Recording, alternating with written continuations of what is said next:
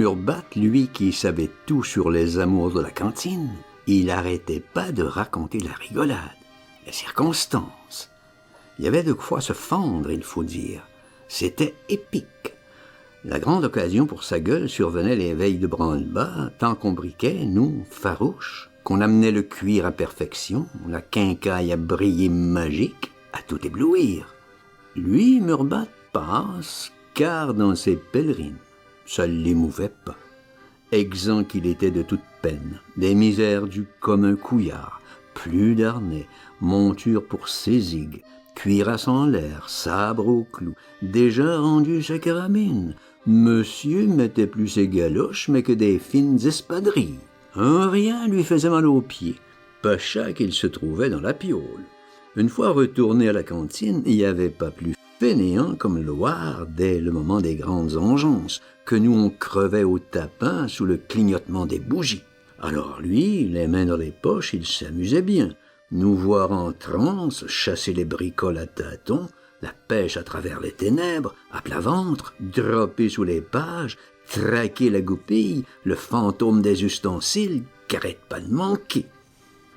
Il se régalait, lui, le Murbat, pendant ces heures de grand tracas où toute l'escouade trimait affreux. Ça le vengeait de sa cantine. Lui, il se faisait traiter infâme, et il avait rien répondu. Il était le vrai dépotoir, tout le 16e cuirassier. C'était dégueulasse. Le dernier bouseux qui était pas heureux du picrate, il pouvait le traiter. L'agonir plus bas que la merde. Du moment qu'il amenait des sous, Murbat, il devait rien entendre. Souvent, aux heures d'affluence, il se mettait à 2 escouades pour l'incendier jusqu'au Moël. Jamais une réplique.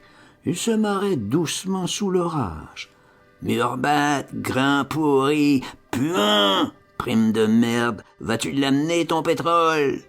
Il bahutait des cargaisons, les litres, les chopines par buisson, des poids fantastiques de vinasse maudite, et puis pour les anciens, spécial du rouquin bouillant, à plein bol, avec du citron. La bleusaille y avait pas droit. C'est pour les c'était pas terrible, 1 sou, 2 sous tout au plus. Tout de même, ça cubait. À force, il arrivait à se faire 100 sous les samedis d'affluence. L'Urban, le taulier, lui alors, il remuait comme ça une fortune. La cantine, c'était un pactole. Quelquefois 100 francs dans la journée. Au moment des réservistes, ça doublait, triplait la somme.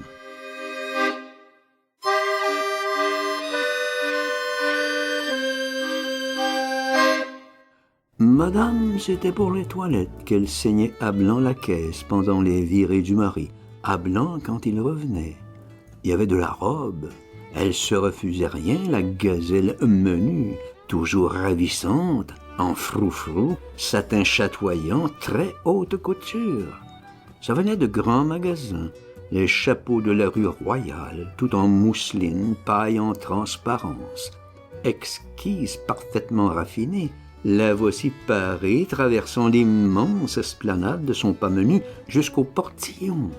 Ombrelle, aiguille, talons, ça faisait sensation.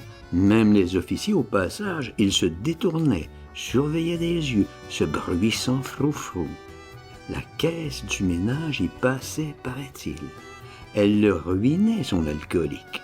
Ça le faisait râler, paraît-il, au moment des comptes. Et puis, il noyait son souci dans une folie de vinasse. Le Murbat, il savait tout sur les fredaines du mari. Et puis encore davantage. Des choses alors extraordinaires.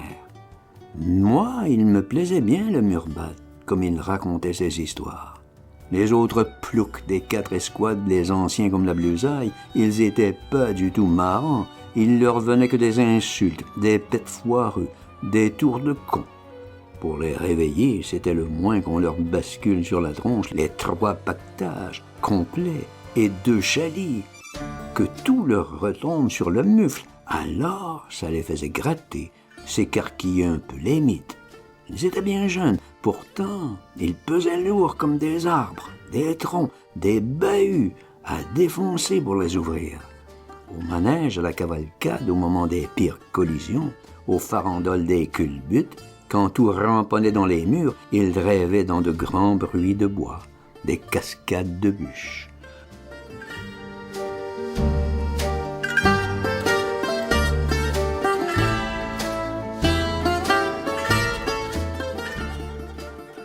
Murbat, lui, tenait le bon bout.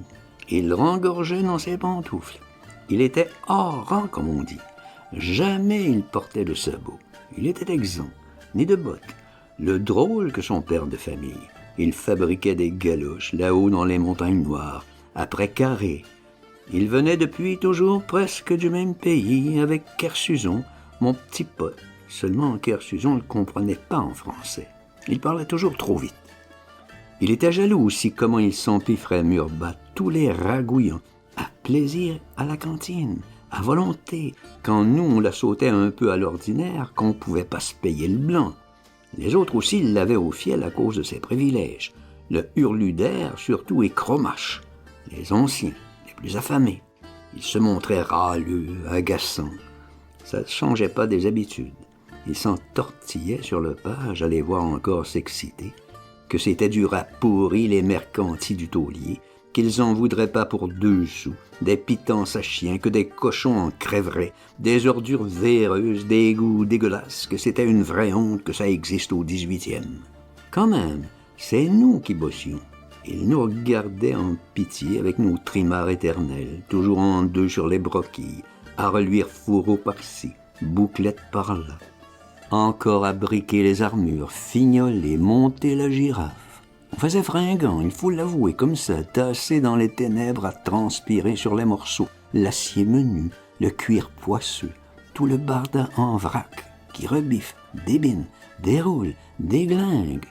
Que ça va mal, fourbir, polir, tracer encore, bondir, pister après les matricules, jamais 2 du même. Dans les eaux, tous les ramponneaux, les compotes, les brisures du jour, toutes les encroignures du manège. Et l'autre tronche qui va survenir, le printemps, pète du feu en catastrophe. Il va surgir du fond des ombres, entre 2 chandelles, tout son poison plein la gueule.